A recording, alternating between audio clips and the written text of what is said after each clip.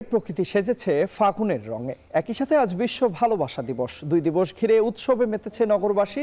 এ বিষয়ে বিস্তারিত জানাতে আগারগাঁও থেকে আমাদের সঙ্গে যুক্ত রয়েছেন সহকর্মী তানজিলা খান মিম। সরাসরি যুক্ত হচ্ছে মিমের সঙ্গে। মিম, কিছুক্ষণ আগেও আপনার সঙ্গে যখন যুক্ত হয়েছিলাম তখনও দেখছিলাম নগরবাসীর উল্লাস আমরা দেখতে পেয়েছি। এখন কি আয়োজন চলছে আগারগাঁওয়ে, বিস্তারিত জানাবেন।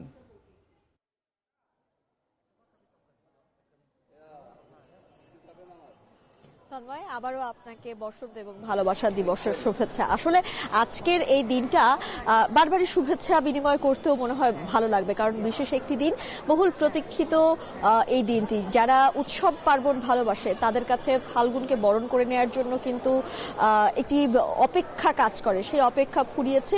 একই সঙ্গে আপনি যেমন বলছিলেন যে শীতের শুষ্কতা কাটিয়ে প্রকৃতি একটি অন্যরকম রঙে, একদম রঙিন একটি রঙে সেজেছে। শুধু এই আগারগাঁও মুক্তিযুদ্ধ জাদুঘর না, আমরা সারা রাজধানীতেই কিন্তু দেখেছি, কিংবা পুরো দেশেই কিন্তু দেখেছি এই যে একটা ছুটির আবহাওয়া আছে, সেই ছুটির আবহের মধ্যেও কিন্তু মানুষের মধ্যে বসন্তের যে দোলা, সেই দোলা লেগেছে।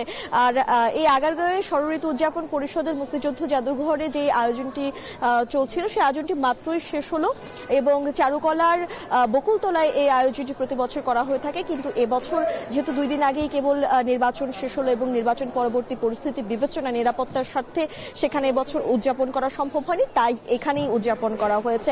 তবে একদম বদ্ধ আকাশের মধ্যে এত মানুষের উপস্থিতি কিন্তু জানান দিয়েছে যে মানুষ উৎসব কতটা ভালোবাসে এবং বাঙালি আসলে কতটা উৎসব প্রখর বা উৎসব প্রিয় নাগরিক কিংবা উৎসব প্রিয় মানুষ।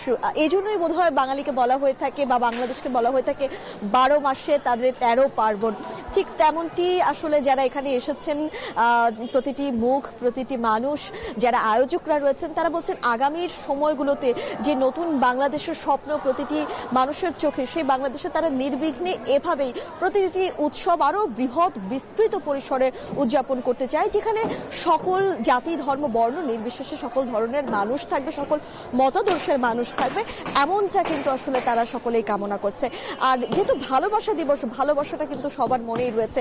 লাল এবং বাসন্তীর যেই একটা রঙের মেলবন্ধন, সেই মেলবন্ধনে কিন্তু প্রতিটি মানুষের পোশাক যেমন রঙিন হয়েছে, তেমনি কিন্তু মানুষের মনও সেভাবেই রঙিন হয়েছে।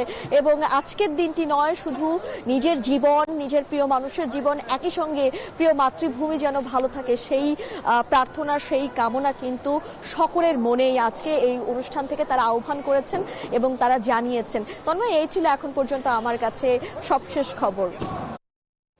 দর্শক, আমরা ঢাকার যে বসন্ত উৎসব বা বসন্ত বরণের খবর, সেই খবরাখবর আমরা জানছিলাম। সহকর্মী